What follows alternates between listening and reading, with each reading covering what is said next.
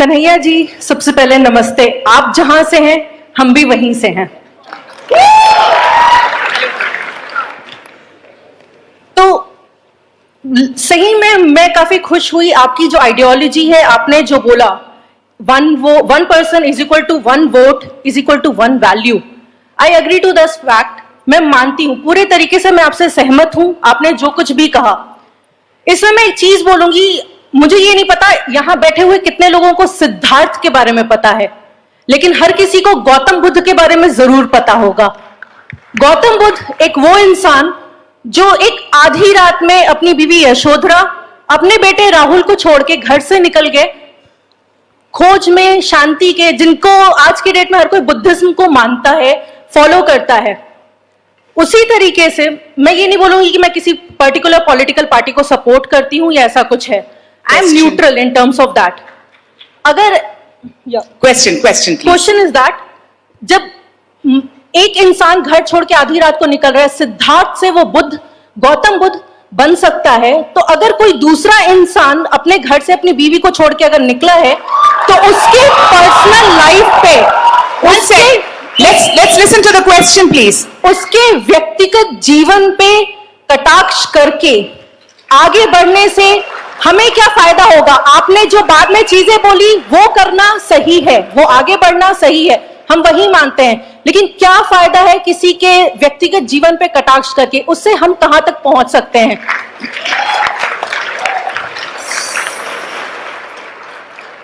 सबसे पहली बात तो बहुत बहुत शुक्रिया आपका। आपने कहा कि आप वहीं से हैं जहां से मैं हूं। मुसाफिर हूं यारों, न घर है न ठिकाना। हिंदुस्तान है, कहीं के भी हो सकते हैं हम लोग, उसमें कोई दिक्कत नहीं है। ये जो बात आपने कही है कि one person one vote one value, ये मेरी बात नहीं है, ये बाबा साहब भीमराव अंबेडकर ने कहा है।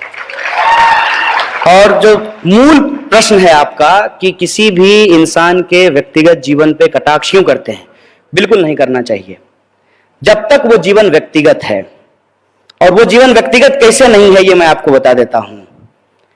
मेरी मां है, आपकी भी मां होगी, हम सबकी मां है, ये कोई नई बात नहीं है। और हर किसी का अपना एक स्ट्रगल होता है। ऐसा नहीं है कि हम कोई बड़ा तीर मार दिए हैं और आप कुछ नहीं अपने जीवन में किए। हर इंसान अपने जीवन में एक स्ट्रगल करता है, लेकिन जब उसका मार्केटिंग किया जाता है, इसको आप समझिए कि मार्केटिंग क्या होता है। मार्केटिंग ये होता है कि आप कितने भी नालायक क्यों ना हो, नोटबंदी के बाद अगर आपकी मां 90 बरस की होगी तो आप उसको एटीएम के बाहर नहीं खड़ा करेंगे, ये मेरा भरोसा है। लेकिन अगर 90 साल की मां को कोई अगर एटीएम के बाहर खड़ा कर दे तो ये व्यक्तिगत बात नहीं है, ये मार्केटिंग है, ये सार्वजनिक बात है। और ये सार्वजनिक बात जब है तब उसका क्रिटिसिज्म भी किया जाएगा। उस मां को मैं नमस्कार करता हूं, मैं अपना आदर प्रस्तुत करता हूं उनको। उस मां के प्रति मैं कोई कमेंट नहीं करना चाहता हूं, लेकिन जो नालायक बेटा है, उस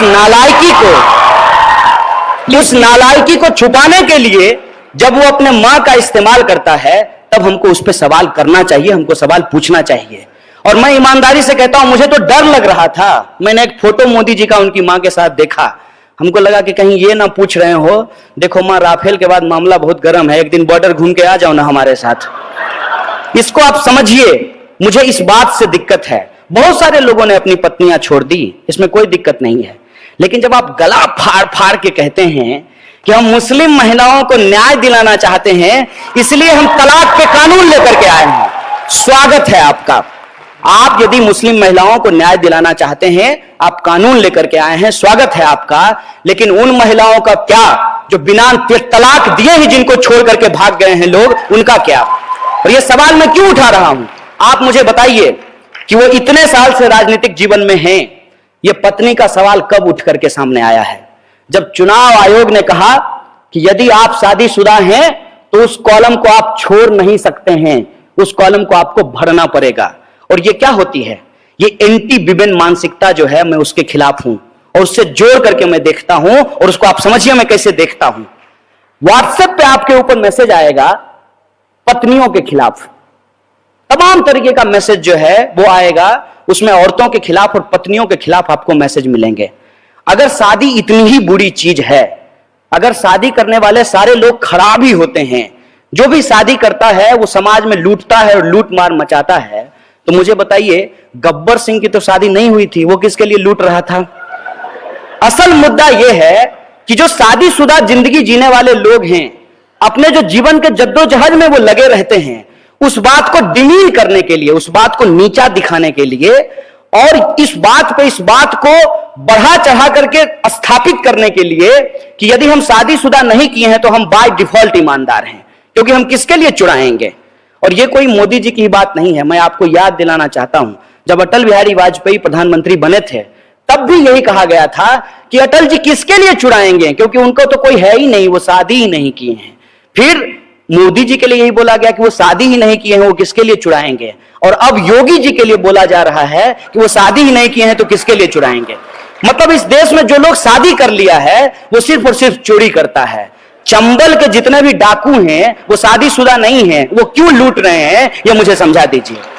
ये जो औरत के खिलाफ मानसिकता है, औरतों के खिलाफ जो मानसिकता है, हम उस मानसिकता के खिलाफ हैं। क्यों हम स्वीकार नहीं करेंगे, हमको बताइए। अगर हमने शादी की है तो कोई अपराध किया है क्या, कोई पाप किया है कि हम स्वीकार नहीं करेंगे कि हमने शादी की है? हम इसलिए छुपाते हैं ताकि वो जो हमारा मार्केटिंग है उस मार्केटिंग का पॉइंट कम हो जाएगा। और ये जो मार्केटिंग के पॉइंट हैं, इस पॉइंट पे हमको किसी इंसान को नहीं जज करना है।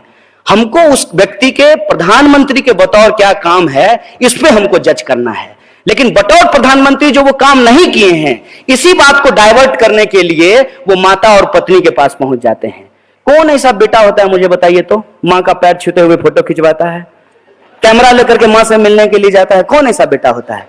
इस बात को समझिए, मैं उस साजिश के खिलाफ हूं कि जब कोई इंसान अपनी जो हकीकत है उसका मार्केटिंग करके सवाल को गुमराह करने लगे तो इस साजिश को हमको समझना चाहिए। और इस बात से मैं पूर्णतः सहमत हूं कि किसी भी व्यक्ति के व्यक्तिगत जीवन पर कटाक्ष नहीं करना चाहिए। मसलन कोई भी व्यक्तिगत जो बयानबाजी होती है व्यक्तिगत जीवन को लेकर के, उससे बचने का प्रयास करना चाहिए। लेकिन जरूरत इस बात की है कि वो बात व्यक्तिगत हो। सार्वजनिक जीवन में अगर कोई बात है तब उस पर बात बोली जाएगी। मैं Mohammad Amjad Ali, BBN news special correspondent. Kanhaiya साहब से मैं ये पूछना चाहूंगा, आपने बताया कि जमहूरियत की बहाल होने के लिए आज गांधी की भी जरूरत है, लेनिन की भी जरूरत है और भगत सिंह की भी जरूरत है। तो आपकी नजर में आज के गांधी कौन है, आज के लेनिन कौन है और आज के भगत सिंह कौन है? और चूंकि मैं मीडिया से रिलेटेड हूं इसीलिए मैं मीडिया का एक प्रश्न पूछना चाहूंगा। आजकल एक सवाल और प्लीज। आपने एक बताया हो गया प्लीज, बहुत लोग हैं। प्लीज। आपने बताया कि आजकल सच बोलना मुश्किल है, हुकूमत के खिलाफ बोलना मुश्किल है, सवाल पूछना मुश्किल है। तो आप जो है आजकल के जर्नलिस्ट को क्या मशवरा देना चाहेंगे? Thank you. बताइए, ये एक तो इनका सवाल जो है कौन बनेगा करोड़पति का सवाल है कि कौन लेनिन बनेगा, कौन भगत सिंह बनेगा। देखिए, ये हम थोड़ी तय करेंगे, ये तो परिस्थितियां लोगों को व्यक्तित्व के रूप में ढालती है, उसका निर्माण करती है। जैसी परिस्थिति होगी वैसे लोग तैयार होंगे। और हमेशा उम्मीद करते हैं कि देश में जो हालात हैं, इस हालात में आज के वक्त के लोग लेनिन, भगत सिंह, फातिमा, सावित्रीबाई फुले वो बनेंगे, ऐसा हम उम्मीद करते हैं।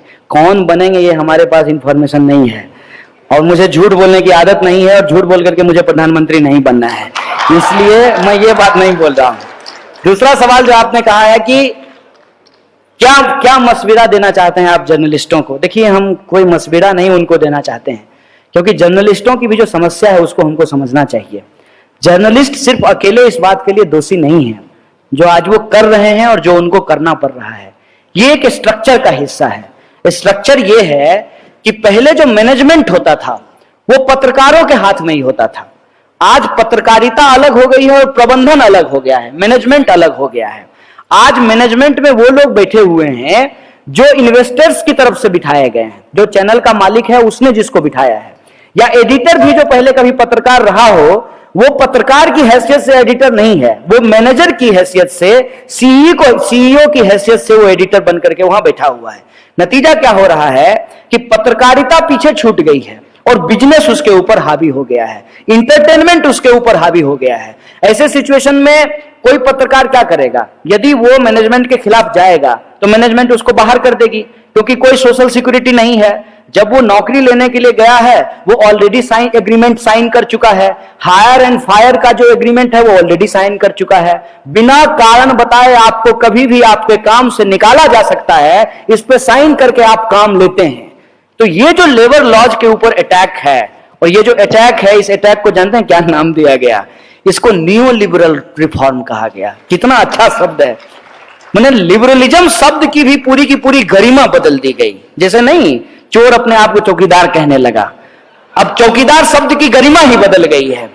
तो ये जो नियो लिबरलिज्म है, नियो लिबरलिज्म क्या है? नियो लिबरलिज्म यही है कि भेड़ों को यह कहा जाता है कि आप भेड़ियों के प्रति लिबरल हो जाइए। इंप्लॉय को और लेबर को यह कहा जाता है कि आप मैनेजमेंट के प्रति लिबरल हो जाइए। यही लिबरलिज्म है। लेबर लॉज को जो है पूरी तरह से खत्म कर दिया गया है। एक भी राज्य में जो है वो वेज कमीशन नहीं है पत्रकारों के लिए। यहां पे भी आंध्र प्रदेश और तेलंगाना में भी लोग वेज कमीशन के लिए संघर्ष कर रहे हैं। वेज कमीशन नहीं है, पत्रकारों का कोई टाइम फिक्स नहीं होता है। एक स्टोरी के पीछे उनको भगा दिया गया है, चाहे वो स्टोरी करने में उनको 12 घंटा लगे, 15 घंटा लगे, उनको स्टोरी कर करके लाना है। ऐसे जब हालात बनाए गए हैं तो पत्रकार को भी लगता है कि पत्रकारिता करने से तो अच्छा है कि चापलूसी कर लें, क्योंकि इसमें ज्यादा आगे बढ़ने की संभावना है। लोग चापलूसी करके इस देश में राज्यसभा का मेंबर बन जा रहे हैं, राज्यसभा के सांसद बन जा रहे हैं। लोग जो है चापलूसी करके अपना चैनल खोल ले रहे हैं। मतलब नेशन वांट्स टू नो, पहले कहीं और पूछ रहे थे, अब कहीं और पूछ रहे हैं। तो ये जो सिचुएशन है, इस सिचुएशन में पत्रकारिता करना ही बहुत मुश्किल हो गया है। फिर भी यदि कोई करने की कोशिश करता है तो उसको मार दिया जाता है गौरी लंकेश की तरह। उसको पुण्य प्रसून वाजपेयी और अभिसार शर्मा की तरह नौकरी से निकाल दिया जाता है। उस चैनल को जो पत्रकारिता करने की कोशिश की जाती है उसको बंद कर दिया जाता है। आप एनडीटीवी की हालत देख लीजिए। जो लोग इन्वेस्टिगेटिव जर्नलिज्म कर रहे थे, आज वो बेचारे क्या करें? वो कहीं से लाइसेंसधारी बंदूक लेकर के किसी को लेकर के थोड़ी घूम सकते हैं। तो पत्रकारों का काम जो है कि वो सरकार को क्रिटिसाइज करे और सच ढूंढ करके लाए।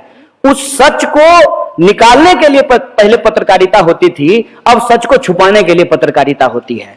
तो पत्रकारिता से मेरा कोई शिकायत नहीं है। जो स्ट्रक्चर है उस स्ट्रक्चर के वो भी शिकार हैं, लेकिन उनसे मशवरा यही है कि देखिए ऐसी स्थिति सब जगह है। ऐसी स्थिति मेडिकल साइंस में भी है। सारे डॉक्टर जो हैं वो संबित पात्रा की तरह नहीं है। कुछ सही में डॉक्टर भी हैं और वो अपने प्रोफेशन को ईमानदारी से कर रहे हैं। कुछ पत्रकार भी हैं जो ईमानदार हैं, कुछ एकेडमिशियन भी जो हैं ईमानदार हैं, कुछ किसान भी हैं जो किसानों के लिए ईमानदारी से लड़ रहे हैं, दलित अधिकार के लिए लोग लड़ रहे हैं, महिला अधिकारों के लिए लड़ रहे हैं, आदिवासियों के हक अधिकार के लिए लड़ रहे हैं। ये लड़ाई यदि अकेले अकेले होती रहेगी तो इन सारी लड़ाइयों को एक एक करके खत्म किया जा सकता है। इस लड़ाई को यदि इकट्ठा किया जाए, इसको एकजुट किया जाए, तो ये लड़ाई फ्रीडम की लड़ाई है। और ये फ्रीडम देश के भीतर फ्रीडम की लड़ाई है जिसको हम लोग जीत सकते हैं। और जो पत्रकारों का सवाल है वो विद्यार्थी उठाए और विद्यार्थियों का सवाल पत्रकार उठाए। यही एकता और यही संघर्ष जो है हम लोगों को आगे का रास्ता दिखाती है। यही मशवरा मैं दे सकता हूं।